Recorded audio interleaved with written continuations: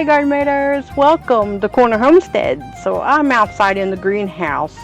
The St. Patrick's Day is tomorrow, and everywhere I have been has been so high on cabbage this year. I don't know what it is with cabbage, but I'm telling you, I think the world has gone crazy when it comes to the prices of cabbage alone. Cheapest I have found in my local grocery stores is 69 cents a pound, where normally this time of year it's about 25 to 27 cents a pound. So that just tells you how much it's gone up. So please give me your comments below. Let me know how much cabbage is around your area, because I'm telling you, it's gone crazy. It's crazy. So Pan Haggerty, have you ever tried Pan Haggerty? So I cooked it today with the pre-made frozen meatloaf, stuffed meatloaf that I make. If you haven't seen how I do my stuffed meatloaves and put them into the freezer, I will leave the what do you call it? The thing right here. So you can click on it at the end of this video to go see how I make them. They're so easy to do and so great to have in the freezer for days like this. If you've never tried Pan Haggerty, it's just a form of au gratin cheesy potatoes with onions. There is Irish ways of making Pan Haggerty. There is also English ways of making Pan Haggerty. Most of them are pretty basic. Let me show you how easy it is to make.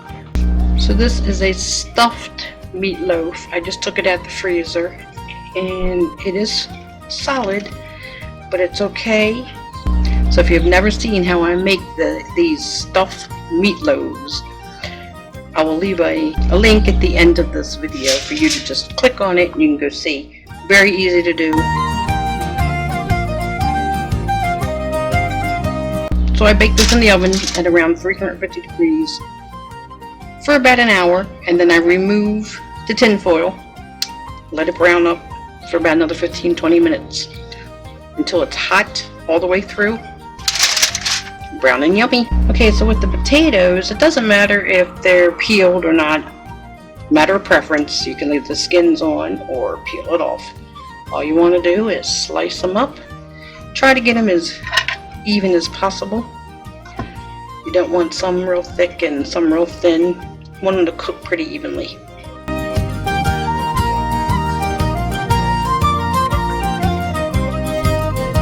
So the onions, all you want to do is cut them in half, and then we're just going to slice them this way.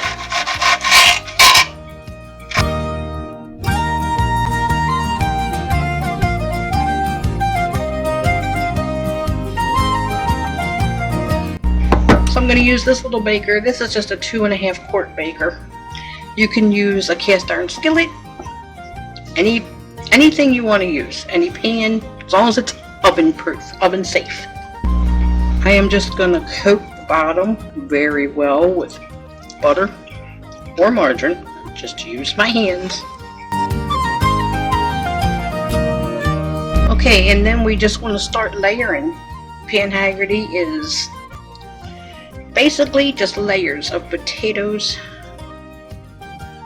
and onions and cheese. So we're just going to layer our potatoes. I can't really tell you how many potatoes to use. Around 5 to 7 good sized potatoes. I just use russet potatoes. But it's going to depend on the baker you're using, your pan, how big or small. Once the potatoes go on, I do like to put salt and pepper on. Salt, a little black pepper, and then layer on some onions, and then you want to layer on your cheese. Now I'm going to use the sharp cheddar cheese. You can use any kind of cheese you want. If you want a different type of cheese, by all means use it. There's no rules, you know that. And then we go back to the beginning and layer on potatoes again. You want ideally 2 to 3 layers. Many will say to end with potatoes on top. You don't have to. It's your dish. Make it the way you want.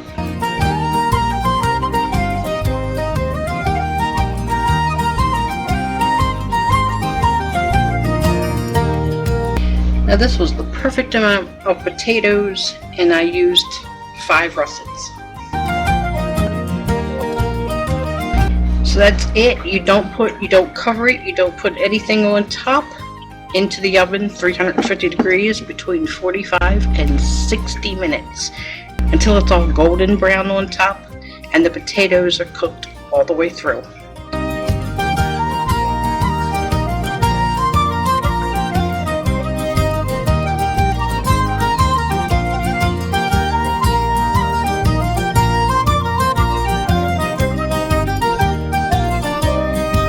So there you are, just a quick way of making pan Haggerty. Now I will tell you, when I made this pan Haggerty, I wanted to make the potato layers a little bit thicker, and I didn't do that because it either needed more potatoes into it or less cheese. Believe it or not, it was just very cheesy, very cheesy, very cheesy. It did take longer for me to bake everything, just because the meatloaf was already it was frozen solid when I put it in the oven.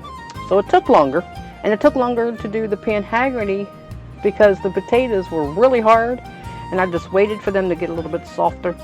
And even then, they still weren't as soft as I like.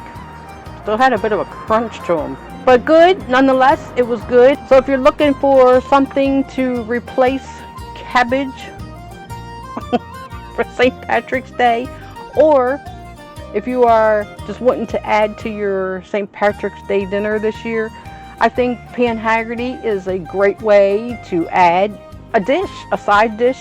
So easy to do, and it's really good. It really is good. It doesn't have to be St. Patrick's Day. It can be any day of the year. It's just really good.